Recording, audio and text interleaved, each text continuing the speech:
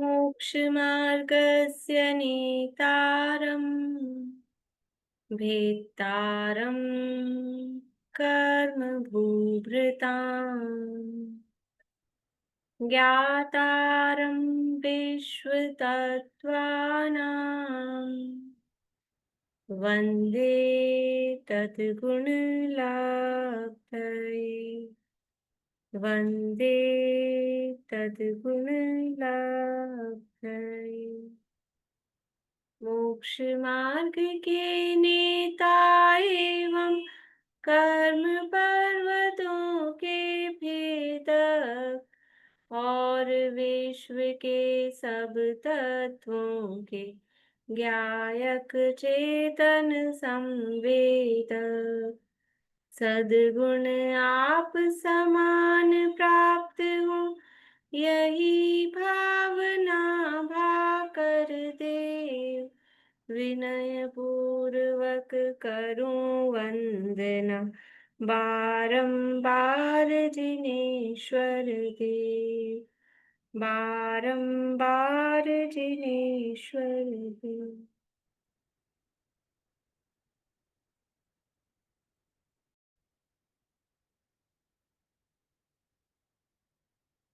तत्वार्थ सूत्र नामक के महाशास्त्र है आचार्य उमा स्वामी देव द्वारा रचित। इसके अंतर्गत चौथे अध्याय की चर्चा यहाँ अपनी चल रही है और उसमें देवगति का वर्णन यहाँ किया जा रहा है। देवों के प्रकार बताए हैं, देव कितने प्रकार के होते हैं। फिर यानी प्रकार तो हम हल्का शब्द कह रहे हैं इसलिए उन्होंने निकाय शब्द लिया है, क्योंकि फिर उसके और भेद और भेद और भेद, भेदों में भेद भेद चल रहे हैं, इसलिए उसको निकाय वर्ण कहा है कि कायों के समूह को, यानी बहुत सारे जो भेद हैं उनका समूह। तो मूल में वो देव हैं वो चार निकाय वाले हैं। कौन कौन से चार निकाय हैं देवों के? भवनवासी, व्यंतरवासी, ज्योतिषी और वैमानिक। हम्म। भवन के 10 भेद। बस बस बस। भवन वासी और व्यंतर, व्यंतर के साथ वासी लगा देते हैं पर वासी लगाते हैं, ऐसे मूल में नहीं लगाया है। भवनवासी, व्यंतर, ज्योतिष और वैमानिक, ये मूल में चार भेद, चार निकाय हैं। उसमें से अपनी चर्चा भवनवासी देवों के संदर्भ में चल रही है। भवनवासी देवों के कितने प्रकार हैं? भवनवासी देवों के 10 प्रकार हैं। कौन कौन से 10 हैं? नाम बोलिए। असुर कुमार, नाग कुमार, विद्युत कुमार, सुपर्ण कुमार, अग्नि कुमार, वात कुमार, स्तनित कुमार, उदधि कुमार, दीप कुमार और दिक कुमार। बहुत अच्छा। इन इनकी इनके भी फिर जो पद की अपेक्षा से इनमें कौन कौन से भेद पाए जाते हैं? ये जो 10 प्रकार के देव हैं, इन 10 प्रकार के देवों में प्रत्येक में, असुर कुमारों में, नाग कुमार में, विद्युत कुमार में कितने कितने भेद पाए जाते हैं और कौन कौन से हैं? तारिका जी, याद किया आपने? मैम क्या क्वेश्चन है, बोलिए एक बार फिर। ये जो 10 भेद बताए ना, भवन वासियों के 10 भेद हैं, असुर कुमार, नाग कुमार, इनके पोस्ट की अपेक्षा से, इनके पद की अपेक्षा से इनमें कौन कौन से पद पाए जाते हैं? बोलिए। इंद्र सामान्य, त्रायत्रिंश नहीं है, और पारिषद है, और आत्मरक्षा है, लोकपाल है, पारिषद नहीं है। क्यों और नहीं है? क्यों? प्रायश्चित क्यों नहीं है और पारिषद क्यों नहीं है? किसके भेद बता रहे हैं? ये भवनवास भवनवासी में क्यों नहीं है? क्यों नहीं है? क्योंकि वो 10 प्रकार के हैं। 10 प्रकार के हैं तो फिर आप नहीं क्यों बोल रहे हैं? वही तो मैं पूछ रही हूँ। हाँ, नहीं नहीं ये है। ये किस में नहीं होते हैं? त्रायस्त्रिंश, लोकपाल, विद्या। अंतर और ज्योतिष में नहीं होते। हाँ, तो भवनवासी के चल रहे हैं ना, हाँ हाँ तो सारे बोल रहे हैं बस। हाँ हाँ। बोलिए। इंद्र सामान्य, त्रायत्रिंश, और इंद्र सामान्य, त्रायत्रिंश, पारिषद लो आत्मरक्षा, पहले लोकपाल, अनिक, हम्म अभियोग, प्रकीर्णक, हम्म, किल्बिषिक। ठीक है, बढ़िया। सूत्र याद कर रहे हैं आप? सूत्र तो नहीं किया मैम। ये अभी तो अपन ने स्टार्ट ही किया है ना, अभी अपन रोज रिवीजन करते हैं। सूत्र याद कर लीजिए तो ये अपने आप ही याद हो जाएंगी चीजें। हाँ हाँ। तो सूत्र याद करते जाइए आप, अभी साथ साथ में हो जाएंगे। यहीं से करिए, पहला मत करिए, भले ही चौथे से चालू कर लीजिए। ये 10 प्रकार के पद की अपेक्षा से देखे तो इंद्र जो है, वो इंद्र हर प्रकार में दो दो होते हैं, ये अपन ने देख लिया था। और फिर उसके अलावा उनके परिवार में क्या क्या होता है, कल अपन ने देखा था। प्रति इंद्र है, सामानिक, त्रैसिस, ये सब। और फिर उनका महल किस तरह का होता है, कौन कौन सी उसमें शालाएं और ये वो सब, ये सारी चर्चा देखी थी। उनकी आयु वगैरह, आयु कितनी होती है, और आहार कितने समय में करते हैं, और श्वासोच्छ्वास कितने टाइम में लेते हैं, ये सारी बातें हैं। थोड़ी सी कुछ और गाथाएं हैं, ये पढ़ के बतानी थी मुझे आपको। अ, ये जो 10 प्रकार के ये भवनवासी देव हैं, इनके जो ये यहाँ बीच का अपन ने कुछ छोड़े थे, ये सब इनके जो मुकुट होते हैं, मुकुटों में ये चिन्ह वगैरह होते हैं, ये सारी बातें यहाँ बताई हैं। जो इनकी ओलगशाला होती है, ओलगशाला होती है उसको लिखा है परिचर्या गृह। तो वो जो ओलगशाला है, उसके आगे अनेक प्रकार के ये चैत्य वृक्ष होते हैं। तो मतलब असुर कुमार के आगे कौन सा होगा, फिर नाग कुमार के आगे कौन सा होगा, तो 10 प्रकार के ये चैत्य वृक्ष बताए हैं, पृथ्वी का एक होते हैं। अब ये जो चैत्य वृक्ष है, चैत्य वृक्ष का मतलब क्या होता है, चैत्य वृक्ष का मीनिंग क्या होता है, मीन्स, चैत्य वृक्ष मीन्स, बोलिए चेतना। जिन पर जिन प्रतिमा विराजमान होती है। हाँ, चैत्य वृक्ष, चैत्य का मतलब ही है जिन प्रतिमा। तो जिन वृक्षों में जिन प्रतिमा होती हैं वो चैत्य वृक्ष कहलाते हैं। इसीलिए हम यहाँ पे वंदना करने के लिए आ गए हैं, इसलिए आपको गाथा पढ़ के बता रही हूँ। तो ये जो उनके अलग अलग चैत्य वृक्ष हैं, वो सब यहाँ चार्ट दिया है, किसके कौन सा चैत्य वृक्ष होता है। लेकिन अब वो प्रतिमाएं कैसी होती है वो देख रहे हैं अपन। चैत्य वृक्षों के मूल में जिन प्रतिमाएं, मूल मतलब वहां नीचे ही, और उनके आगे मानस्तंभ। मूल में जैसे अभी अपन ने पहले भी देखी थी यही चीज भवनवासियों के संदर्भ में। भवनवासियों के संदर्भ में ये चैत्य वृक्ष और जिन प्रतिमा और मानस्तंभ कहाँ देखा था, पिछली पिछली क्लास में पढ़ा था ना। वो कहाँ देखा था, वो किस जगह था? ये वही वाला नहीं पढ़ रही हूँ मैं, पिछला वाला। ये आज आगे की कथा है। वो पढ़ा था भवनवासी के जो भवन है, उनमें सामने जो अम, वेदी है और वन है, उसमें जो हाँ, पांच तो पांच जो भवन प्रतिमा। के बाहर, भवन के बाहर हाँ, चारों तरफ बाउंड्री वॉल थी, बाहर जो उसके चार। बाहर वन वगैरह थे। हम्म वहां पर वो एक एक चैत्य वृक्ष थे, वो आउटसाइड वाले थे, बाहर थे। ये हम्म अभी अंदर आ गए, समझ लो भवन के अंदर। हम्म जो उनका एक परिचर्या का मतलब, जहाँ आराम वगैरह करते होंगे, परिचर्या से क्या अर्थ ले रहे हैं, वो लक्षशाला वर्ड दिया है। उसके बाहर ये चैत्य वृक्ष होते हैं।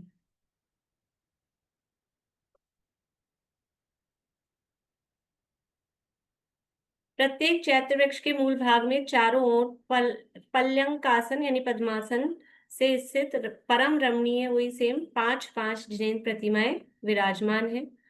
प्रतिमाओं के आगे रत्नमय 20 मानस्तंभ होते हैं।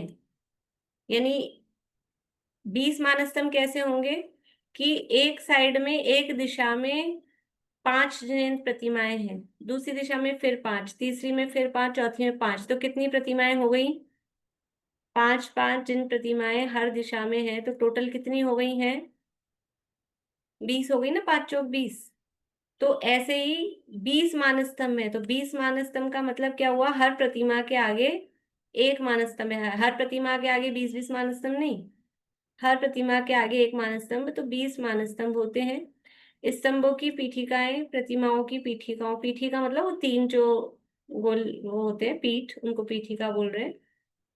उसका भी सब नापतोल है, अपन वो सब नहीं देख रहे हैं अभी। केवल स्थूल रूप से रचना क्या है वहां वो देख रहे हैं। एक एक मानस्तंभ के ऊपर चारों दिशाओं में सिंहासन आदि के विन्यास से युक्त 28 जिनेंद्र प्रतिमाएं होती है।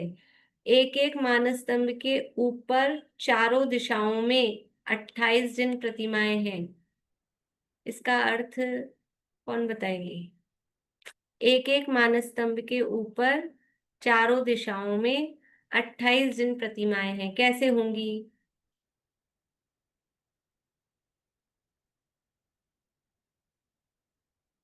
बोलो खेती। एक साइड में 7 होंगी ऐसा। बड़े एक साइड में 7, एक साइड मतलब एक दिशा में, एक एक दिशा में 7 जिन प्रतिमा, फिर दूसरी में 7, फिर तीसरी में 7, फिर चौथी में 7, तो 7 चौक 28, ठीक है ना। 28 जिन प्रतिमाएं मतलब एक दिशा में 28 नहीं है। और ऐसे हैं जैसे अपने तो मानसम बनाते हैं तो वो पहले तो कुछ ऐसे बनते थे कि केवल ऊपर ही प्रतिमा होती थी, नीचे होती ही नहीं थी। आजकल अब वापस मतलब देखा होगा नीचे भी प्रतिमा होती हैं, तो नीचे भी बनने लग गई। अब अपने तो एक एक ही बनाते हैं, यानी एक दिशा में एक, पर ये एक दिशा में 7, फिर दूसरी दिशा में 7, ऐसे करके 28 जिन प्रतिमा तो एक मानस्तंभ में है। मानस्तंभ कितने थे? 20, तो 28 दूनी 56 और एक जीरो लगा दो, 560 जिन प्रतिमाएं मानस्तंभ की, और 20 प्रतिमाएं नीचे वृक्ष में। कितनी, यानी कहाँ कहाँ यानी पूरे 3 लोक में देखेंगे तो जिनेंद्र भगवान का ही शासन है। 3 लोक के नाथ जो कहते हैं जिनेंद्र भगवान का शासन है, वो ऐसे ही नहीं है, बहुत सब जगह वो जिन प्रतिमाएं वहां विराजमान है। छत्र के ऊपर छत्र आदि से युक्त जिनेंद्र प्रतिमाओं का शेष वर्णन 4 वनों के मध्य में स्थित चैत्य वृक्षों के सदृश जानना चाहिए। छत्र के ऊपर छत्र आदि यानी 3 छत्र वगैरह वही अष्ट प्रातिहार्य वो सब हैं, क्योंकि चैत्य वृक्ष है। एक होता है चैत्य वृक्ष, एक होता है सिद्ध वृक्ष, सिद्धार्थ वृक्ष। क्या अंतर है दोनों में? चैत्य वृक्ष में अनंत प्रतिमाएं होती हैं और सिद्धार्थ वृक्ष में सिद्ध प्रतिमाएं होती हैं। अब कैसे पता लगेगा अरहंत प्रतिमा है, कैसे पता लगेगा सिद्ध प्रतिमा है? ये लिख देते होंगे वहां नाम। क्या अंतर होता है दोनों में? बोलिए रेणु। चैत्य वृक्ष में अष्टमंगल वो प्रातिहार्य होते हैं और उसमें नहीं होते सिद्धों के साथ। हाँ, जो अरहंत प्रतिमा होती है हमको कैसे पता लगेगा? वहां कोई चिन्ह वगैरह नहीं होते आकृतिन प्रतिमाओं में, कौन सा चिन्ह बनाएंगे? आदिनाथ भगवान का बनाएंगे कि फिर महापद्म का बनाएंगे कि पहले निर्वाण हो गए भूतकाल वाले, किन का बनाएंगे? तो चिन्ह नहीं होते। तो कैसे पता लगता है कि अरहंत प्रतिमा है कि सिद्ध प्रतिमा है? कि जिन प्रतिमाओं के साथ अष्ट प्रातिहार्य अष्ट मंगल द्रव्य आदि होते हैं वो अरहंत प्रतिमा होती है, वो चैत्य वृक्ष कहलाता है। और जिनके साथ ये अष्ट प्रातिहार्य आदि नहीं होते हैं वो सिद्ध प्रतिमाएं होती है, तो वो सिद्धार्थ वृक्ष कहलाता है। तो यहाँ चैत्य वृक्ष कहा है तो वो सारे छत्र वगैरह उन सब से वो सुशोभित है। वो सारा वर्णन जो 4 वन अभी आगे 4 वन जो थे भवन के बाहर की साइड, उनमें जो चैत्य वृक्ष का वर्णन देखा था उसके समान ही इनको जानना चाहिए। देखिए अब ये देवगति की जो सच है, देवगति का क्या सच है वो यहाँ बता रहे हैं कि चमरेंद्र, चमरेंद्र कौन है? चमार नहीं, देखो नाम भी कैसा है, चमर, चमर को भी चमर बोलते हैं ना, तो चमर, चमरेंद्र कौन सा है? ये असुर कुमार जाति का इंद्र। 2 इंद्र है, चमर और वैरोचन, दो दो इंद्र होते हैं, तो एक का नाम चमर है, दूसरे का वैरोचन है। बोलिए आशा ने। इसमें 28 ही लिखे हुए तो 7 एक में फिर 7 थोड़ी ऊपर, ऐसे मानस्तंभ तो यूं होगा ना, तो यूं है या 507 प्रतिमा है? 28 यूं फिर 28 यूं फिर ऐसे नहीं, एक यूं दिशा में होगी ना? 7 प्रतिमा, फिर दूसरी दिशा में 7 प्रतिमा। हाँ तो ऐसे है या यूं, मतलब 7 एक गोलाई में फिर ऊपर 7 फिर 7 फिर 7 ऐसे 28 है या फिर 5 यूं ऐसे है? नहीं, ऐसे नहीं, ऊपर लिखा है ना, तो ऊपर ही एक साथ 7 होंगी। अब वो तो वैसे मतलब तो ऐसे यथार्थ 5, रूप से जैसा भी होंगी, लेकिन जो उसमें वरना ऐसे लिखते कि 7 मध्य में, 7 ऊपर, 7 नीचे, नहीं ऐसे लेकिन करके लिखते। 500 का आंकड़ा नहीं है कि सिर्फ 500 प्रतिमा है, एक मानस्तंभ में 500 प्रतिमा है।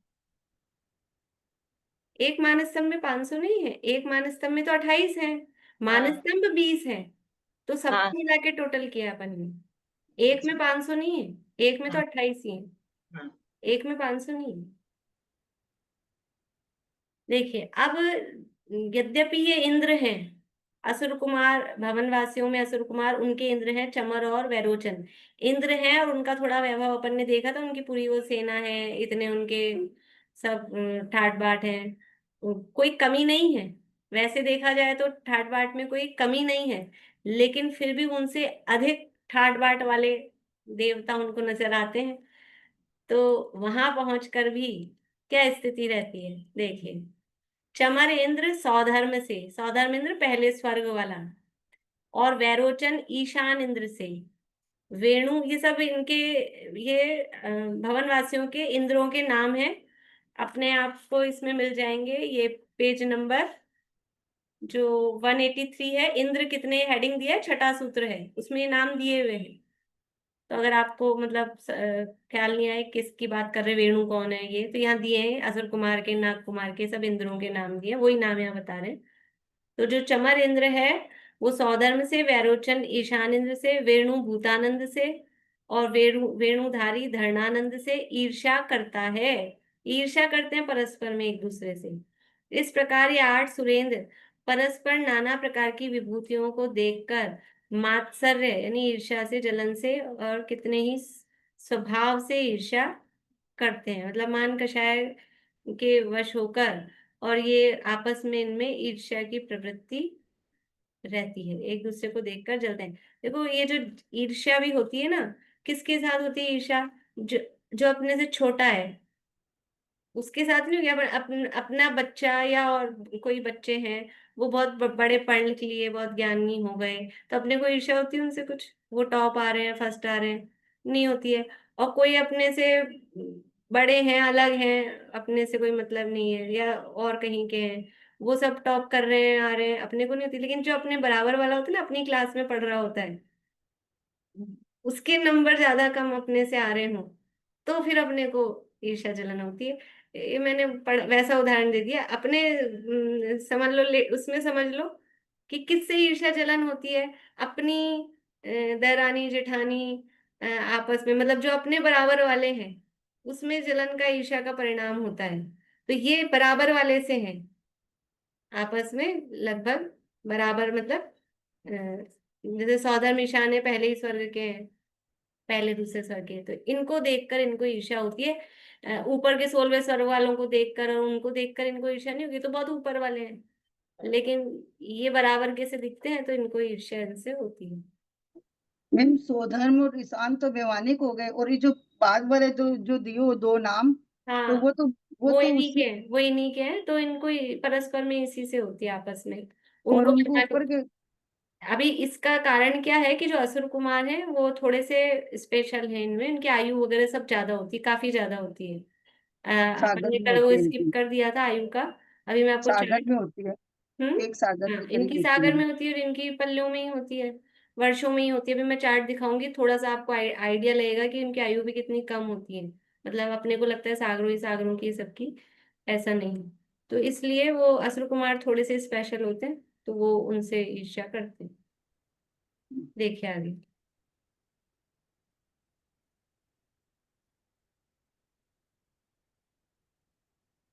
अभी इनकी संख्या बताई है, भवनवासी देवों की संख्या जगत असंख्यात, जगत श्रेणी रूप है, मतलब सिंपल शब्दों में कहें तो असंख्यात है। ठीक है, इतना सा समझ लीजिए। अभी ये इनकी आयु बताई है, ये सीधा मैं एक चार्ट दिखाती हूँ आपको, सबकी अलग अलग बताई है, जितने इंद्र हैं इंद्रों की आयु बताई है, और जो बाकी के फिर जो है त्रायस्तिन, सामानिक और ये सब, उनकी भी इस चार्ट में बताई है। तो किसी की तो इंद्र के बराबर होती है, और किसी की इंद्र, बाकी के जो थोड़े नीचे वाले देव हैं उनकी इंद्र से कम होती है, देखिए। तो जो भवन वासियों में जो देव है चमर, उसकी एक सागर है, और उसके जो प्रतीन्द्र हैं, उसके त्रायस्त्रिंस हैं, उसके सामानिक हैं, उसके लोकपाल हैं, ये सब इसके बराबर के से ही होते हैं, उनकी भी उतनी ही है, एक सागर। उत्कृष्ट आयु बता रहे हैं ये, मैक्सिमम अगर हो तो। और जो उनके तनुरक्षक है उनकी एक पल्ले ही है, एक सागर और एक पल्ले में कितना अंतर हो गया, एक सागर और एक पल्ले में से क्या बड़ा है? एक सागर बड़ा है कि पल्ले बड़ा है? सागर बड़ा है, ठीक है। कितना बड़ा है? पल्ले से सागर कितना बड़ा है?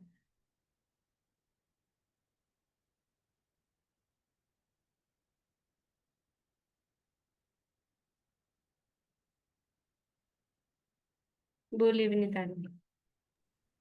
10 कोड़ा कोड़ी पल्लियों का एक सागर होता है।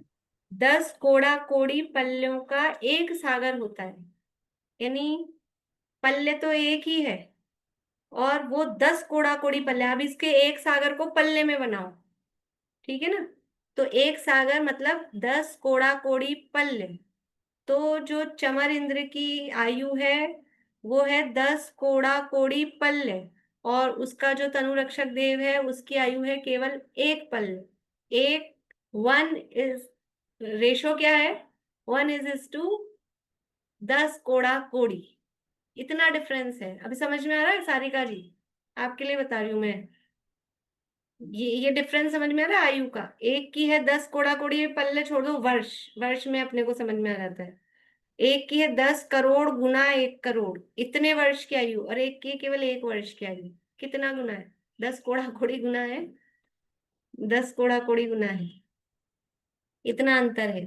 तो ऐसा नहीं देवगति में सबकी आयु भी सागरों की होती है, कम भी होती है। अंकल कुछ पूछ रहे हैं? वो जो सच्ची इंद्राणी जो होती है, जिनकी आयु 5 पल्ले होती है, और सोधर्म इंद्र की आयु 2 पल्ले, दो सागर वो होती है, सागर, हाँ। तो 40 लाख नील का 40 फर्क पड़ लाख जाता है। नील नहीं, 40 नील। 40 नील, तो यहाँ ये 20 नील नहीं होगा क्या? ए, हाँ 20 नील। नहीं तो वहां 5 पल्ले है ना, यहाँ एक ही पल्ले है। वहां 5 पल्ले है उसकी आयु, यहाँ 1 पल्ले है। एक पल्ले है अंतर तो, है। और 5 से गुणा करते हैं तो 200 नील होगी। तो वो 5 से गुना, 5 से भाग दे रहे हैं ना। हाँ, 20 कोड़ा कोड़ी उसके पल्ले बनाएंगे, 2 सागर के। तो 20 कोड़ा कोड़ी पल्ले आएंगे, उसको 5 से डिवाइड करेंगे तो 40 आएगा। 4 आएगा ना, 5 चौक 20, तो वो 40 आएगा। वो अलग है प्रकरण, मतलब वो चीज अलग है। बोलिए सुनीता जी। 10 कोड़ा कोड़ी आधा पल्ले का एक सागर होता है ना। हाँ, वो तो पल, जहाँ सागर और पल्ले अगर आधा कुछ पल्ले। लगाए बिना बोलते हैं तो आधा पल्ले ही उससे वो लेते हैं सामान्य।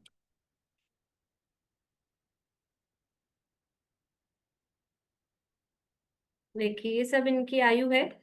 ये एक सागर की चमर की है, फिर वैरोचन की शादी के एक सागर है, ये मतलब असुर कुमार की। फिर आगे ये भूतानंद और ये किसके हैं? नाग कुमार के। इनकी पल्लोपम में आ गई, इनकी पल्ले में आयु है। फिर 3 पल्ले, 2.5 पल्ले, 2 पल्ले, 1.5 पल्ले, फिर 1 पल्ले। इस तरह से ये इंद्रों की इनकी आयु है, ठीक है। फिर ये पारिषद वगैरह की आयु बताई है। अब आयु की अपेक्षा भवनवासी देवों का सामर्थ्य, कितनी इनमें ताकत होती है, ये इनकी ताकत बताई जा रही है यहाँ पे। जो देव 10,000 वर्ष की आयु वाला है, यानी जिस मिनिमम आयु कितनी होती है देवगति में, आगे आएंगे सूत्र आयु संबंधी। मिनिमम आयु होती है 10,000 वर्ष की। तो 10,000 वर्ष की मिनिमम आयु भी अगर है तो वह अपनी शक्ति से 100 मनुष्यों को मारने अथवा पोषने के लिए समर्थ है। यानी 10,000 वर्ष की मतलब जो कम से कम आयु वाला देव है उसमें भी इतनी ताकत है कि वह 100 मनुष्यों को मार दे अथवा उनको पोसे, मतलब उनका पालन पोषण कर सके। तथा वह देव 150 धनुष प्रमाण लंबे चौड़े और मोटे क्षेत्र को बाहुओं से वेष्टित करने और उखाड़ने में भी समर्थ है। यानी देवों की शक्ति कितनी, मेरे ख्याल से किसी प्रकरण में ये अपन ने कंपैरिजन शायद रिद्धियों वाले में ही किया था ना, कितना बल किसमें किसमें होता है। तो चक्रवर्ती से अनंत गुना बल वो भोग भूमि के जीवों में, और भोग भूमि के जीवों से भी अनंत गुना शारीरिक बल वो एक व्यंतर में, भवनवासी में, व्यंतर में बताया था शायद, ये भवनत्रिक के देवों में इतना बल। तो कितना बल है कि वो 150 को ऐसे अपने ऐसे ऐसे यूं भर ले, ऐसा, या उसको इतने क्षेत्र को उखाड़ के फेंक दे, या इतने लोगों को देखो मारेगा या नहीं मारेगा, या कोई किसी को मार सकता है, वो एक मतलब द्रव्यानुयोग की जो बात है वो अलग है मैटर। यहाँ केवल उसकी शक्ति को बताया जा रहा है। वो मार देता है या मार ही देगा, या कोई किसी को मार सकता है, वो वाली बात नहीं है। लेकिन ताकत कितनी है? अच्छा, अपने में ये ताकत है कि नहीं एक चींटी को मसल सके? ताकत की बात है। मसलेंगे, मसलना चाहिए, वो बात नहीं है। ताकत बताई जा रही है, कितना वजन उठा सकते हैं हम अपनी ऐसे भुजाओं में, कितनी चीज को ऐसा भर सकते हैं। तो ये एक ताकत बताई जा रही है। कितनी 5 किलो वजन उठा सकते हैं कि 10 किलो वजन उठा सकते हैं, वो यहाँ ताकत बताई जा रही है। तो जो ये 10,000 वर्ष वाला, मतलब सबसे मिनिमम आयु वाला भी देव है, उसकी इतनी ताकत है। और एक पल्योपम आयु वाला देव पृथ्वी के 6 खंडों को उखाड़ने, ये अपना जो 6 खंड है भरत क्षेत्र, तथा वहां रहने वाले मनुष्य और तिरंचों को मारने अथवा पोसने के लिए समर्थ है। पहले 10,000 वर्ष का बताया था, फिर एक पल्ले, अब बता रहे एक सागर काल तक जीवित रहने वाला, यानी एक सागर की जिसकी आयु है, एक सागरोपम पूरा वर्ड होता है, शॉर्ट में सागर बोलते हैं। समग्र जम्बू द्वीप को उखाड़ फेंकने तथा तहस नहस करने और उसमें स्थित मनुष्य और तिरंचों को मारने अथवा पोसने के लिए समर्थ है। यानी वो जो चमरेंद्र था एक सागर की आयु वाला, वो जम्बू द्वीप को पूरा 1 लाख वजन के जम्बू द्वीप को उखाड़ ले। उखड़ सकता है क्या जम्बू द्वीप? कभी उसको गुस्सा आ जाए, अपन तो टेंशन में आ जाओ, कि कभी उसको गुस्सा आ जाए। ऐसा है ना, वो अमेरिका ने परमाणु बम बना लिया, इसने बना लिया, उसने बना लिया, तो अपन टेंशन में आ जाते हैं दूसरे देश कि पता नहीं कभी उसका सिर फिर जाए और वो अपने पे डाल दे। तो वो तो यहाँ वाले तो डाल भी दें, लेकिन वहां इनके सिर ऐसे कभी नहीं फिरेंगे। जो चमर वैरोचन ये इंद्र है, कि वो आके जम्बू द्वीप को उखाड़ दें। लेकिन शक्ति बताई है कि शक्ति इतनी है। आप लोगों को अच्छा तो लग रहा है ना? मैं मतलब वैसे अपने कोर्स में नहीं है ये चीजें, मैं केवल आप लोगों को पढ़ना है कि नहीं पढ़ना है, पढ़ना। कुछ लोग तो वीतरागी हैं, आप पढ़ाओ तो पढ़ लेंगे, नहीं पढ़ाओ तो नहीं पढ़ेंगे, कोई बात नहीं। चलिए पढ़ लेते हैं। अब इनमें विक्रिया कितनी होती है ये बता रहे हैं। 10,000 वर्ष की आयु वाला देव उत्कृष्ट रूप से 100, जघन्य रूप से 7 और मध्यम रूप से विविध रूपों की विक्रिया करता है। यानी मिनिमम आयु वाला भी देव है, तो वो ज्यादा से ज्यादा विक्रिया, यानी अपने शरीर के अलावा अन्य शरीर रूप जो भी है वो बनाए तो 100 रूप बना सकता है। कम से कम बनाए तो 7 रूप वो अपने बनाता है, और मिनिमम यानी मध्यम बनाए तो 8 9 10 12 कितने भी बनाए। अपने अपने अवधि ज्ञान के क्षेत्रों का जितना प्रमाण है, उतने क्षेत्रों को शेष सब देव पृथक पृथक विक्रिया से पूरित करते हैं। ये अवधि ज्ञान का क्षेत्र अलग है। जिस देव की संख्यात वर्ष की आयु है, वह एक समय में संख्यात योजन जाता है और इतने ही योजन आता है। संख्यात, अब ये थोड़ा सा अपने को ज्ञान है संख्यात और असंख्यात का। संख्यात का मतलब क्या है? जो संख्याओं में सामान्य रूप से, जैसे अभी 10 कहा, 7 कहा, ये सब संख्यात है। और पल्ले है, पल्ले की अगर आयु है तो असंख्यात वर्ष की आयु है। अभी अब उस डिटेल में नहीं जा रही हूं मैं। तो जिनकी संख्यात वर्ष की आयु है, वो एक समय में संख्यात योजन गमन कर सकता है। एक समय में मतलब इनकी शक्ति कितनी कितनी तीव्र इनकी गति होती है। और जिनकी असंख्यात वर्षों की आयु है, वो एक समय में असंख्यात योजन गमन कर सकते हैं। यानी इस तरह का आता है सौधर्म इंद्र के संदर्भ में, कि वो वहां नंदीश्वर में पूजन पाठ उनकी चल रही हो, और ये ताली बजाते ना ऐसे ताली, तो ये ताली ये बजाई, अब ये हाथ वापस उठा और ये वापस आके मिलेगा, है ना। ये एक ताली बजाई, ये बजी है, अब दूसरी ताली बजेगी। ये तो मैं आपको स्लो मोशन में करके दिखा रही हूँ, वरना तो कैसे बजती है, कंटिन्यूस बजती है ताली। ये एक ताली बजी और दूसरी ताली बजाने के बीच में वो पूरे 3 लोग के अग्रतिम जिनालों की वंदना करके आके और ताली में ताली मिला ली। इतनी उसकी गमन की शक्ति है, इतनी फास्ट वो गमन कर सकता है। ये एक समय में असंख्यात योजन गमन कर सकता है। तो अपन तो अभी स्लो मोशन में ऐसे से कर रहे हैं, वो तो देव देव तो ताली भी फास्ट बजाएंगे, लेकिन फिर भी वो ऐसा, वहां पर भी वो कोई वहां कर सकता है, उसकी बताई है ताकत। और विक्रिया से अनेक रूप बनाते हैं और फिर सब जगह जाते हैं। जिस देव की आयु असंख्यात वर्ष की है वह एक समय में असंख्यात योजन जाता है और इतने ही आता भी है, जाना और आना दोनों। अब ये देवियों की आयु बताई है, ये अपन छोड़ रहे हैं। भवन वासियों की जगन्य आयु कितनी है? कि जगन्य आयु 10,000 वर्ष है। भवन वासियों में भी जो देवगति की जगन्य आयु है उतनी है। शरीर कितना है? असुर कुमारों का 25 धनुष और शेष देवों की ऊंचाई शरीर की 10 धनुष मात्र होती है। ये ओरिजिनल जो शरीर है, ये शरीर की ऊंचाई स्वाभाविक है। जो मूल शरीर है असुर कुमारों का 25 धनुष का और अन्य बाकी के 9 प्रकारों का 10 धनुष का होता है। हाइट में भी इतना डिफरेंस है। बाकी विक्रिया से कितना भी बनाए, छोटा बनाए बड़ा बनाए, वो सब विक्रिया के माध्यम से बना सकते हैं।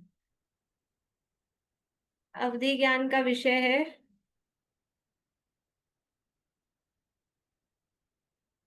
केवल ये ऊर्ध्व 2 वाला पढ़ लेते हैं, बाकी का स्किप करेंगे। अपने अपने भवन में स्थित भवनवासी देवों का अवधि ज्ञान ऊर्ध्व दिशा में उत्कृष्ट रूप से मेरु पर्वत के शिखर पर्यंत क्षेत्र को विषय करता है। नीचे अधोलोक में वो स्थित है, तो ज्यादा से ज्यादा कितना अवधि ज्ञान क्षेत्र वाइज हो सकता है? तो ऊपर मेरु शिखर तक इतना हो सकता है।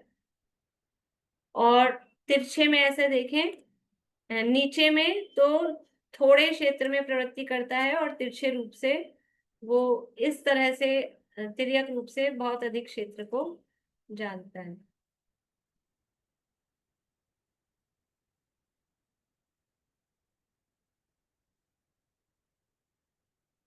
भवनवासी देवों में गुणस्थान कौन कौन से हो सकते हैं? भवनवासी देवों में गुणस्थान कौन कौन से हो सकते हैं? बोलिए सुमन जी। मिथ्या दृष्टि होंगी तो पहला गुण स्थान, और सम्यक दृष्टि होंगे तो चौथा गुण स्थान ही हो सकता है। मतलब पहला और चौथा, ये 2 हाँ। गुणस्थान हो सकते हैं। ठीक है, और कोई इसके आगे पीछे ऊपर नीचे और कोई गुणस्थान नहीं? अनीता आंटी बोलिए।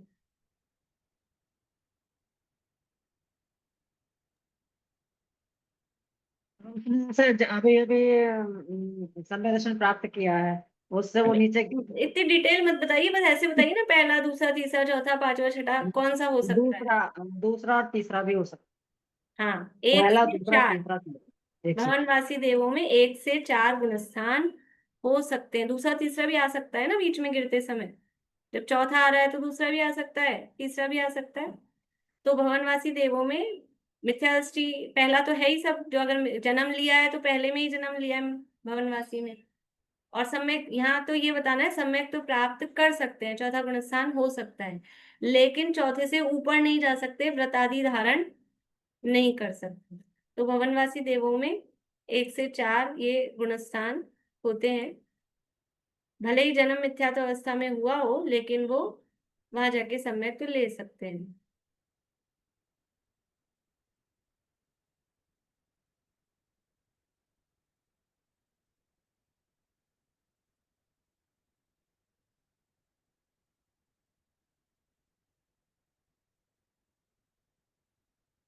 देखिए इनकी आगति, और ये भवनवासी देव भवनों से निकलकर कर्म भूमियों में गर्भज या सम्मोचन तथा पर्याप्त मनुष्य अथवा तिर्यंचों में उत्पन्न होते हैं। भवनवासी देव वहां से मरेंगे, वहां से निकलेंगे तो कहाँ जन्म लेते हैं? कर्म भूमियों में ही गर्भज या सम्मूर्छन तथा पर्याप्त मनुष्यों अथवा तिर्यंचों में उत्पन्न होते हैं। लेकिन जो सम्यक दृष्टि वनवासी देव हैं वहां से निकलकर कर्म भूमियों के गर्भज और पर्याप्त मनुष्यों में ही उत्पन्न होते हैं, किंतु वे शलाका पुरुष कदापि नहीं होते। यानी भवनवासी देवों से आकर कोई तीर्थंकर चक्रवर्ती नारायण प्रति नारायण नहीं होता है। उनमें से किन्हीं के आगामी भवों में मोक्ष की प्राप्ति भी हो जाती है और कितने ही संसार से भयभीत होकर सकल संयम अथवा देश संयम को ग्रहण करते हैं। भी कोई वहां से आए, भवनवासी देवों से आए, वहां भवनवासियों में समय प्राप्त कर लिया था, वहां से आए, आते ही अगले भव में मोक्ष चले जाए, कोई प्रॉब्लम नहीं है, जा सकते हैं। देखो भवनवासी देवों की आयु कैसे बनती है, यानी उसमें कौन जीव जन्म लेता है। ज्ञान और चारित्र में दृढ़ शंका सहित संक्लेश परिणामों वाले तथा मिथ्यात्व भाव से युक्त कोई जीव भवनवासी देवों संबंधी आयु को बांधते हैं। जिनको अपने ज्ञान और चारित्र में दृढ़ शंका भी ऐसी नहीं, अच्छी खासी शंका है, दृढ़ शंका है और संक्लेश परिणाम है, मिथ्यात्व भाव से सहित है, लेकिन कोई अकाम निर्जरा आदि की है, तो वो भवनवासी देव संबंधी आयु को बांधते हैं। देखो, जो भवनवासी देवों संबंधी आयु को बांधते हैं, तो किसी आयु पे ये नहीं लिखा होता है कि ये भवनवासी की, ये व्यंतर की, ये ज्योतिषी है। भवनवासी देवों संबंधी आयु का मतलब क्या है कि जितनी मिनिमम से और मैक्सिमम आयु वहां हो सकती है, उस आयु के बीच में, जैसे मिनिमम बताई है 10,000 वर्ष, मैक्सिमम बताई है 1 सागर, तो इस बीच की कोई आयु बांधी है अगर, तो वो कहाँ उत्पन्न हो सकता है? देवगति देव आयु बांधी, लेकिन उसने 20,000 वर्ष की बांधी, 50,000 वर्ष की बांधी, तो कहाँ उत्पन्न होगा? पहले स्वर्ग में, 5वें स्वर्ग में, कि नहीं? ये भवनवासी अतः अभी व्यंतर भी है, अब उसका भी डिफरेंशिएट कैसे कैसे वो जीव के परिणामों पे डिपेंड करता है वो कर्म, लेकिन भवनवासी व्यंतर आदि की इतनी आयु है तो उसमें ही वो उत्पन्न हो सकता है। मतलब आयु की स्थिति बनती है, टाइम पीरियड, उसके आधार पे वो डिसाइड होता है। ऐसे ही नरक में, कौन से नरक में जाना है, तो वो आयु के आधार पे, 33 सागर की बांधी है नरक की, तो कहाँ जाएगा? पहले में चला जाएगा क्या? पहले में है ही नहीं, 7वें में ही जाना पड़ेगा। ऐसे मैम जो मिथ्या दृष्टि दे वो क्या क्या मतलब क्या क्या आयु बांध सकते हैं क्या कर्म भूमि क्या? में? कौन कौन सी आयु लेके आएंगे कर्म भूमि में जो मिथ्या दृष्टि मिथ्या देव दृष्टि आएंगे? जो देव है वो या तो मनुष्य बनेंगे या तिरंज, तिरंज भी बन सकते हैं। नहीं, समूर्छन मनुष्य और जो लिखा हुआ था ना वो मूर्छन मनुष्य नहीं है, तिरंज, सॉरी बंद हो गया मेरे से गलती से आपका, ये इसमें लिखा है समूर्छन। इसको मैं थोड़ा चेक करूंगी, क्योंकि वैसे देवगति से आके गर्भज ही होते हैं, तो अब वो वैमानिक देवों के लिए नियम दिया है या ये थोड़ा मुझे चेक करना है। यहाँ दिया है तो भवनवासियों से आगे हो ही सकते होंगे, फिर भी और कहीं दूसरे ग्रंथों में भी इसको देखूंगी मैं। अभी लिखेंगे आप अगर, तो गाथा और ग्रंथ का नाम सहित लिखेंगे, ये वाली बात अगर लिख रहे हैं आप तो गाथा नंबर और ग्रंथ का नाम सहित लिखें, ठीक है? क्योंकि यहाँ समूचन दिया है, बाकी सामान्य रूप से देवगति से आके समूचन नहीं होते, गर्भज ही होते हैं, पर्याप्ति ही होते हैं, कर्म भूमि में ही होते हैं, ये नियम है।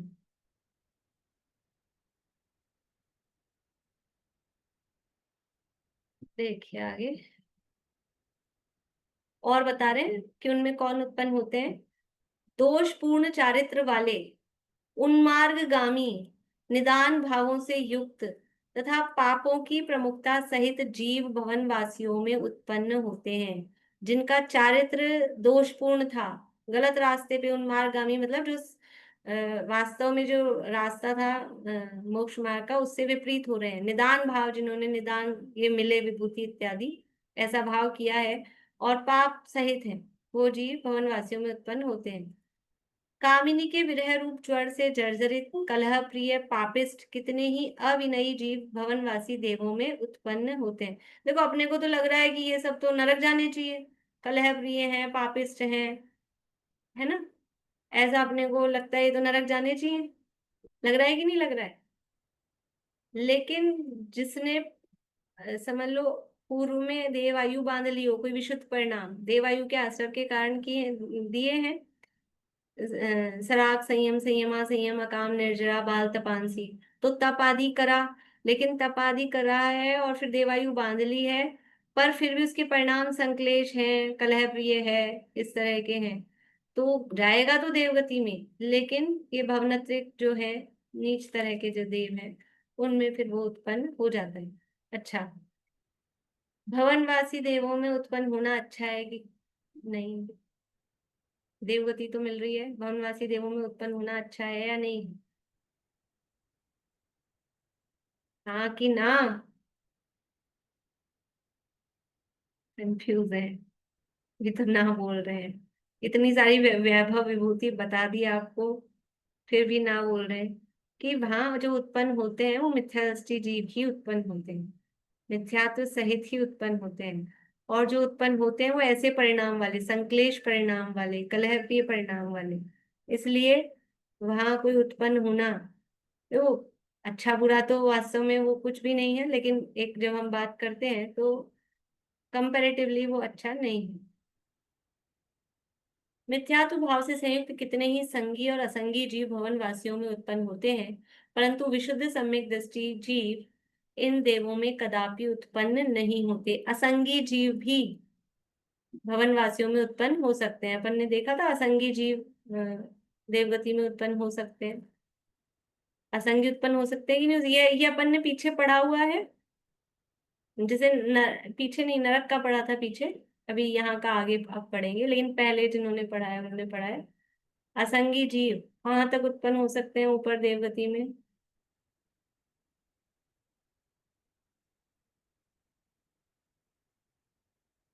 किसी को भी याद नहीं? पहले तो पढ़े हैं ना, 2-3 बार पढ़े ना चतुर्थ सूत्र, कुछ लोग तो पढ़े हैं। नहीं, असंगी जीव का आप देवों में पूछ रहे हैं? हाँ, दूसरे स्वर्ग तक है क्या? दूसरे दूसरे स्वर्ग तक, साधर्मिशान दूसरे स्वर्ग तक असंगी जीव उत्पन्न हो सकते हैं। और नरक में जाएंगे तो असंगी कहाँ तक उत्पन्न हो सकते हैं? नरक में जाएंगे तो असंगी, ये तो अभी पढ़ा है ना सबने, एग्जाम दिया था कि नहीं?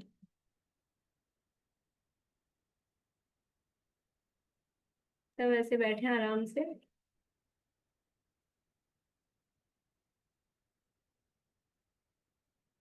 आप ही जानो, हम तो एग्जाम देके फ्री हो गए। पहले नरक तक। पहले नरक तक असंगी जाएगा तो पहले नरक तक, ठीक है ना, उसके ऊपर नहीं। चलिए, मैं सोची थी आज व्यंतरा का भी पूरा कर दें, लेकिन अभ्यंतर का फास्ट देख लेंगे, सेम ही चीजें होंगी, ये इसलिए थोड़ा अच्छे से पढ़ रहे हैं, बस वहां जहाँ डिफरेंस होगा वो पढ़ लेंगे। ये हो गया। समाधि मरण के विराधित करने पर कितने ही जीव कंदर्प, किल्विष, अभियोग और सम्मोह आदि देव दुर्गति, देखो देवों में भी दुर्गति, ये जो किल्विष, अभियोग और ये कंदर्प वगैरह भी, और इनके और जातियां होती है, ज्यादा नाम यहाँ नहीं गिनाए हैं, उन देवों में ये उत्पन्न हो जाते हैं। तो क्या कारण है उसके? जो सत्य वचन से रहित हैं, बहुजन में हंसी करते हैं, जिनका हृदय कामासक्त है, वे कंदर्प देवों में, कंदर्प देवों का मतलब है नीची जाति के देव हैं, छोटे देव हैं, उनमें उत्पन्न होते हैं। वाहन देवों में यानी अभियोग्य में उत्पत्ति के कारण जो भूति, कर्म, मंत्राभियोग, कौतूहल आदि से संयुक्त हैं तथा लोगों की वंचना करने में प्रवृत्त रहते हैं, वे वाहन देवों में उत्पन्न होते हैं। ये क्यों बताया जा रहा है कि ऐसे ऐसे परिणाम से कदाचित कुछ वो पाकर देवगति बंध भी गई, देवायु बंध भी गई, तो भी अगर ये परिणाम आत्मानुभव मतलब आत्म सन्मुख नहीं हुए हैं, आत्मा का लक्ष्य नहीं है, और ये सब काम चल रहे हैं, तो वहां भी जाके क्या होगा, हीन गतियों में उत्पन्न होंगे।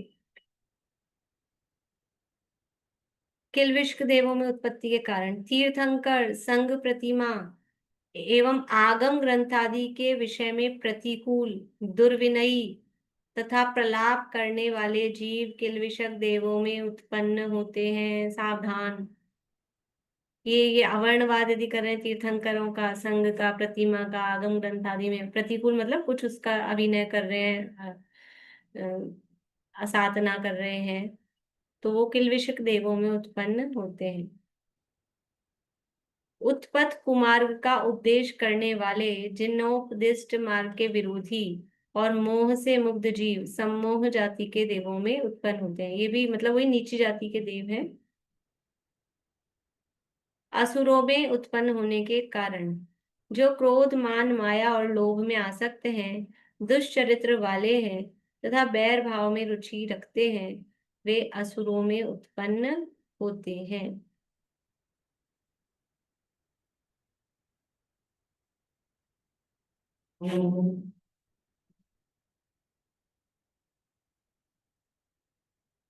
देखिए, अब जैसे ही वहां उनकी उत्पत्ति होती है यह उत्पत्ति होने पर क्या होता है, उत्पत्ति का समारोह मनता है कि वहां उत्पन्न होने पर, उस सुर भवन में उत्पन्न होने पर पहले ही अनुद्घाटित, मतलब वो जो उनका, एक अपन ने पढ़े थे कल बहुत सारे ग्रह शालाएं, तो उत्पादशाला जो होती है, मतलब जो जहाँ जन्म का जो स्थान है वो उत्पादशाला कहलाती है। और वहां और कोई हर समय कोई जाता आता नहीं है, उसके गेट बंद रहते हैं। और जब किसी देव का जन्म होता है अंतर्मुहूर्त में, वो पर्याप्तियां पूरा करके अंतर्मुहूर्त में 18 साल के जवान जैसा, मतलब पूरा बराबर हो जाता है। ऐसा नहीं लगता 7 दिन जैसे अपन ने बहुभूमि में देखा था, 3 दिन 5 दिन 7 दिन, ऐसा कोई टाइम नहीं लगता है। वो सब बराबर पूरे बड़ा युवा हो जाते हैं। और फिर जैसे ही वो उत्पन्न होते हैं तो वो जो गेट बंद थे वो गेट खुलते हैं। और फिर उस समय आनंद भेरी, मतलब वो कुछ घंटा नाद वहां होता है, तो वो शब्दों को सुनकर जो वहां उस परिवार देव कहलाते हैं वहां, जो उस भवन के जो भी हैं, वो परिवार देव और देवियां, वो खुश हो जाते हैं, चलो किसी का जन्म हुआ, जय जयकार करते हुए उस देव के पास आते हैं।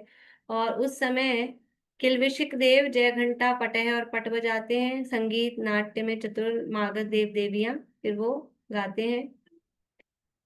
फिर वो उन सबको देखकर, वो जो जन्म लिया है जिस जीव ने, उसका आश्चर्य होता है। और फिर उसी समय उसको प्रत्यक्ष रूप अल्प विभंग ज्ञान उत्पन्न हो जाता है। देखो, विभंग ज्ञान मतलब कुअवधि ज्ञान। कुअवधि ज्ञान क्यों उत्पन्न हो जाता है, अवधि ज्ञान क्यों नहीं उत्पन्न होता? जन्म लेने के अंतर्मुहूर्त बाद में फिर उसको वो विभंग ज्ञान यानी कुअवधि ज्ञान उत्पन्न होता है। कुअवधि ज्ञान क्यों उत्पन्न होता है, अवधि ज्ञान क्यों नहीं उत्पन्न होता है? बोलिए आशा आंटी। मिथ्या दृष्टि है ना। बढ़िया। क्योंकि वहां जो जन्म लेगा वो मिथ्या दृष्टि ही होगा जन्म के समय, इसलिए उसको कुअवधि ज्ञान ही उत्पन्न होता है। तो उसका कुअवधि ज्ञान को विभंग ज्ञान कहते हैं। वो विभंग ज्ञान उनको उत्पन्न हो जाता है। देखो, और अब उसको पश्चाताप होता है। मैंने पूर्व काल में मनुष्य तिर्यंच भव में सम्यक्त रूपी रत्न को, मणि को प्राप्त नहीं किया, और यदि प्राप्त भी किया तो उसे काम से विमोहित होकर तिल प्रमाण अर्थात किंचित सुख के लिए छोड़ दिया। जिनोपदिष्ट आगम में कथित वास्तविक सुख के निमित्तभूत देश चारित्र को ग्रहण करके मेरे जैसे मूर्ख ने अल्प सुख में अनुरक्त होकर दुष्ट विषयों के लिए उसे छोड़ दिया। अनंत ज्ञानादि चतुष्टय के कारणभूत और बीज और मुक्ति के बीज भूत जिनेन्द्र नाथ के लिंग यानी सकल चारित्र को बहुत काल तक धारण करके मैंने मदांध होकर कामिनी के निमित्त छोड़ दिया। देखो क्या क्या कह रहे हैं, पहले में कहा सम्यक तो ग्रहण नहीं किया, अगर सम्यक तो ग्रहण किया तो उसको छोड़ दिया। फिर कह रहे हैं मैंने देश चारित्र यानी पंचम गुण स्थान ग्रहण नहीं किया, और किया तो उसको ग्रहण करके भी मैंने विषयों के लिए उसको पंचम गुण स्थान को, देश चारित्र को छोड़ दिया। फिर मैंने सकल चारित्र ग्रहण नहीं किया, और किया तो उसको बहुत काल तक धारण करके भी मैंने ये कामिनी मतलब वही विषयों के निमित्त वो अपना मुनि पद भी, उसको भी मैंने व्यर्थ कर दिया। भयंकर क्रोध लोभ और मात्सर्य भाव सहित माया प्रपंच एवं मान से वृद्धिंगत अज्ञान भाव को प्राप्त हुआ, मैं जिनेन्द्र लिंग को छोड़े रहा। ये कषायों से सहित होकर मैंने वो जिनेन्द्र लिंग अर्थात वो मुनि लिंग जो था उसको मैंने छोड़ दिया। ऐसे दोषों तथा संक्लेशों के कारण निर्वाण के फल में विघ्न डालकर मैंने यह तुच्छ देव पर्याय प्राप्त करके तीव्र दुखों को बढ़ा लिया है। यानी जो मुनि दशा मैंने धारण की थी उसका फल तो निर्वाण मोक्ष की प्राप्ति थी, और मैंने क्योंकि विषयों की चाह की, तो उस विषयों की चाह में मैंने ये निर्वाण मोक्ष के में विघ्न डालकर, और ये कहाँ आ गया, ये तुच्छ या हल्की सी हीन पर्याय में, और अपने दुखों को बढ़ा लिया। वे देव उसी समय जैसे ही ये विचार उसको आता है, ये अगर विचार आया उत्पन्न होते ही, वो उसको विभंग ज्ञान अवधि ज्ञान प्रकट हुआ ना को अवधि, तो उसी समय वो विचार आते ही मिथ्यात्व भाव को छोड़कर दुरंत संसार के विनाश के कारणभूत निर्वाण मार्ग में परम प्रदीप अनंत सौख्य के संपादन करने वाले सम्यक्त्व को ग्रहण करते हैं। ऐसा विचार करके वो वहां, यहाँ तो नहीं किया, लेकिन वहां जाके फिर वो सम्यक को ग्रहण कर लेते हैं। सभी करते हैं ऐसा नहीं है, जो कर लेते हैं उनकी बात बताई है, नहीं तो वो वहां जाके वहां की चमाचम में चकाचौंध में उलझ जाते हैं। फिर जो अन्य देव हैं वो तब महाविभूति आनंद के द्वारा देवियों के समूह और शेष देव उन देवों के सम्यक ग्रहण से संतुष्टि को प्राप्त होते हैं। फिर वो, अब मैं मुंह से ही बोल के आपको बता देती हूँ, ऐसे टाइम लग रहा है अपने को, टाइम अपना हो गया है। फिर वहां ये सब जन्म होता है, वो देखता है, आश्चर्य में पड़ता है, और फिर सम्यक प्राप्त कर लिया तो बहुत अच्छी बात है, नहीं किया हो तो भी वो सारे परिवारजन देव आके उसको बताते हैं, यहाँ आपका जन्म हुआ है, फिर उसको ले जाते हैं। फिर वो एक अपन ने देखा था अभिषेक शाला, वहां अभिषेक शाला में ले जाके उसका जन्माभिषेक होता है। जन्माभिषेक तो यद्यपि तीर्थंकरों का कहा जाता है, लेकिन जन्म होने के बाद सभी का ये जो एक स्नान होता है, तो वहां उनको अभिषेक, देवों में अभिषेक बोलते हैं। अपने भी स्नान कराते हैं ना 10 दिन बाद, नहावन वगैरह जो भी कार्यक्रम होता है सभी जगह होता है, तिरंचों में नहीं होता कोई करने वाला, बाकी देवों में और मनुष्यों में, नरकों में भी कोई ऐसा कार्यक्रम करने वाला नहीं है।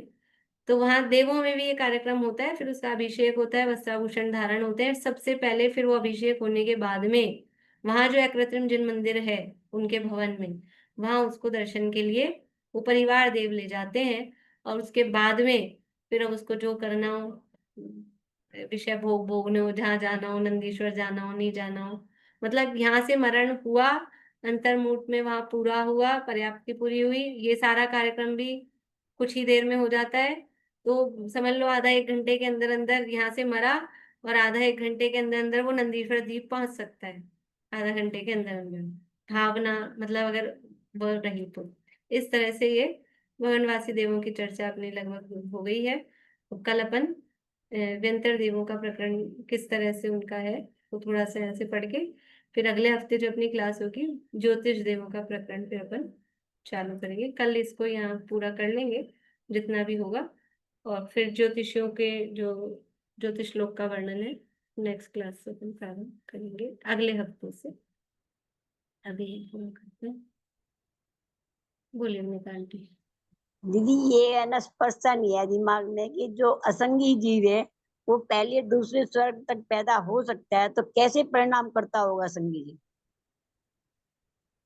परिणामों के ऊपर बात कर रही थी।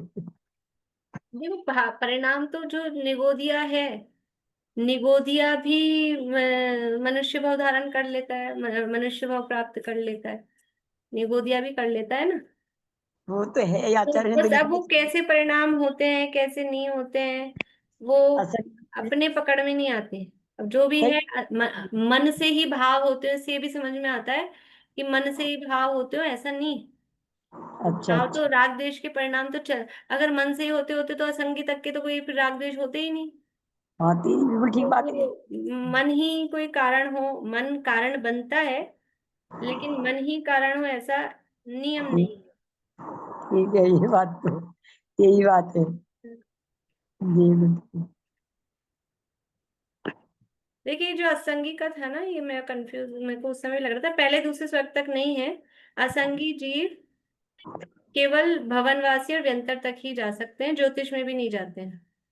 हाँ ऐसे ही हाँ लग रहा पहले था। दूसरे स्वर्ग तक नहीं जाते, असंगी जीव भवनवासी और व्यंतर तक ही जाएंगे, ज्योतिष में भी नहीं जाएंगे। वो आयु, ज्योतिषियों की आयु ज्यादा होती है, असंगी उतनी आयु नहीं बांध सकता है।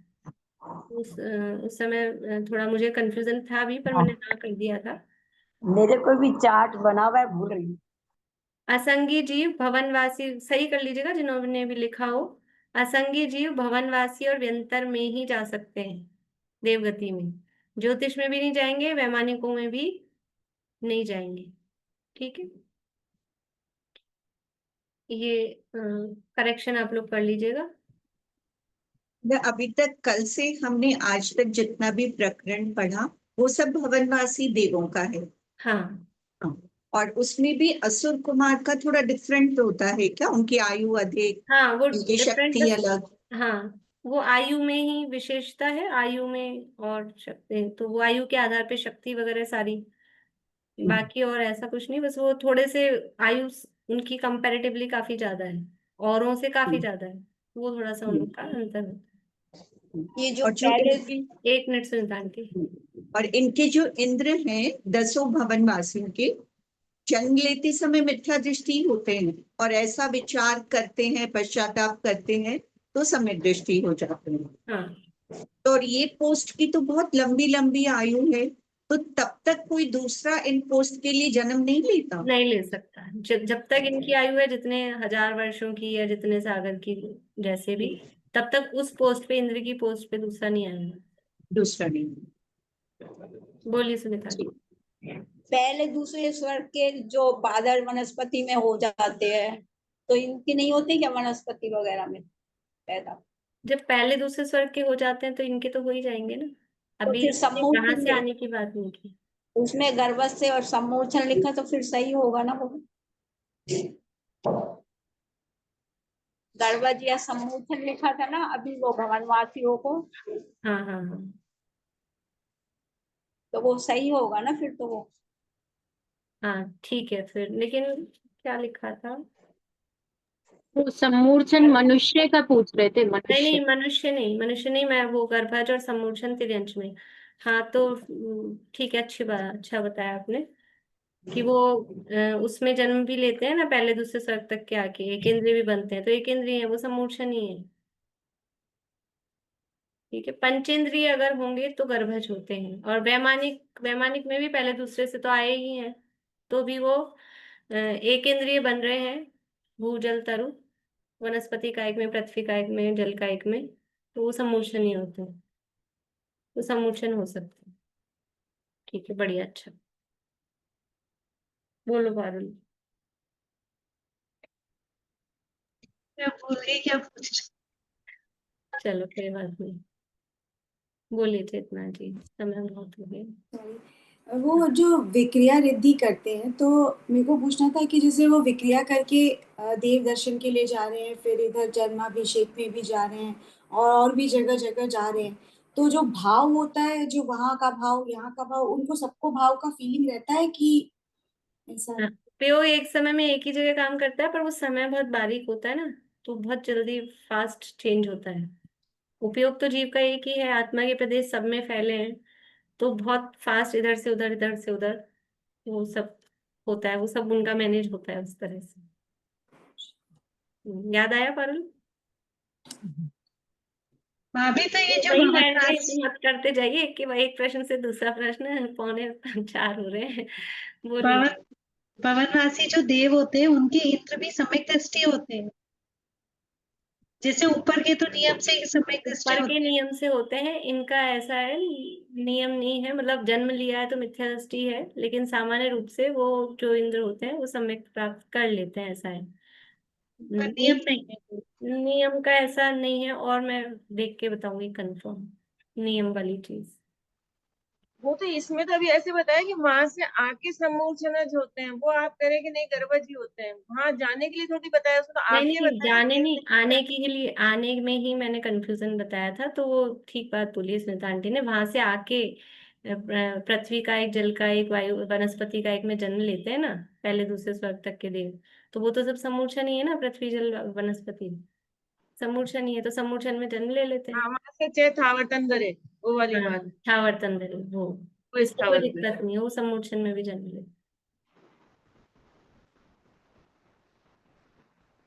जिनवाणी स्तुति, कहाँ गई प्रीति?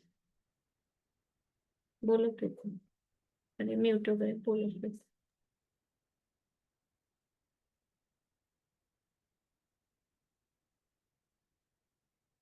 प्रीति बोलो। जब से लिया चैतन्य के आनंद का स्वाद, रमणीक भोग भी लगे मुझको सभी ने स्वाद। ध्रुव धाम की ही ओर दौड़े परिणति मेरी, निर्ग्रंथता की भावना अब हो सफल मेरी। बीते अहो आराधना में हर घड़ी मेरी।